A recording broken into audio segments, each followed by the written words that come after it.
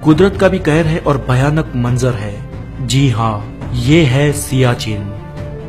हिमालय के काराकोरम के पहाड़ों में मौजूद है दुनिया की सबसे ऊंची रणभूमि। यहाँ पर परिस्थिति इतनी कठिन है कि तापमान हमेशा माइनस में रहता है।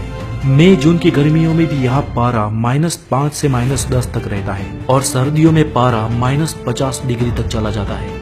यहाँ पर हवा बहुत पतली है और पर्याप्त ऑक्सीजन भी नहीं है। युद्ध का खतरा 24 घंटे मंडराया रहता है और सामना सिर्फ दुश्मन से नहीं बल्कि कुदरत से भी करना होता है। और ऐसे बेहद मुश्किल हालात में भारतीय जवान 24 घंटे एक ग्लेशियर की और अपने देश की रखवाली करते हैं। इस जगह पे न पेड़ पौधे हैं, न जानवर है और न ही कोई पक्षी।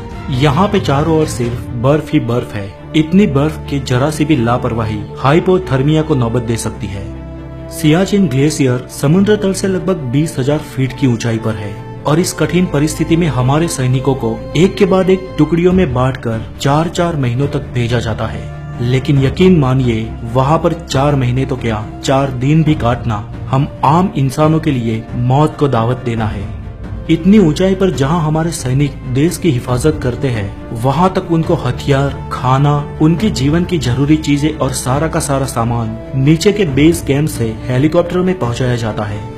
हर सुबह 8 बजे से 11 बजे के बीच एक के बाद एक हेलीकॉप्टरों की परेड लगती है, जिसमें ग्लेशियर की ऊंचाई पे मौजूद सैनिकों को सामान पहुंचाने की कार्यवाही हर दिन की जाती है।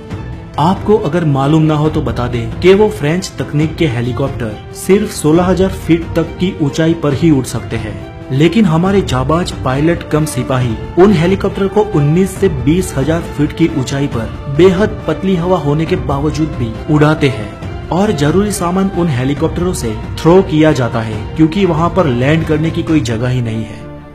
यहाँ तक आप अगर चौंके नहीं है तो आगे सुनिए। जब इन हेलीकॉप्टरों से सामान फेंका जाता है तो इनमें खाने की चीजें भी होती है, जिसमें जो आलू होते हैं वो हेलीकॉप्टरों से फेंकने के बाद नीचे गिरते वक्त एक सब्जी के रूप में से एक पत्थर या स्टोन के रूप में परिवर्तित हो जाते हैं। उसे अगर आप हाथ में पकड़ोगे तो लगेगा कि आलू जैसा एक आरस का टुकड़ा पकड़ा है। ग्लेशियर के ऊपर बसे हमारे जवान कहते हैं कि इस आलू को पकाकर खाने लायक बनाने में कुकर में कम से कम 19 से 20 सीटियां बजानी पड़ती है, तब जाके वो आलू खाने लायक बनता है।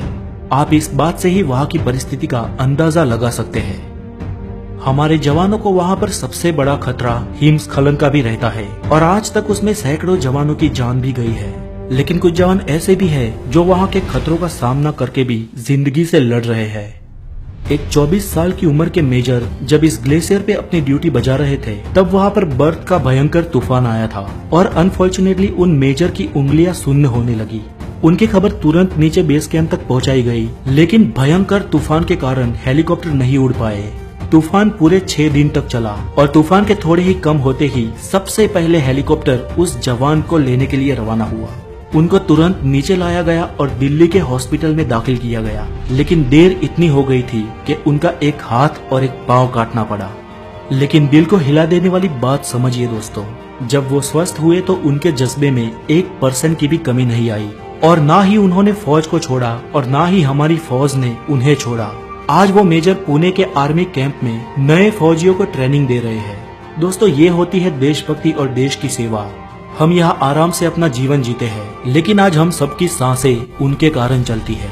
वो चाहे सियाचिन में हो, राजस्थान के रन में हो या सुंदरवन के जंगलों में हो या देश के कोई और अंदरूनी हिस्से में हो, लेकिन आज उन्हीं के साहस के कारण हम जिंदा हैं। उन देश के वीरों को हमारा सत सत प्रणाम। अगर आप लोगों को भी कभी समय मिले तो किसी दिन या किसी त्योहार पर हमारे आर्मी ऑफिसर्स को मिलने जरूर जाए। आज के लिए इतना ही, और अगर आप द नॉलेज पे नए हैं तो हमें सब्सक्राइब जरूर करें।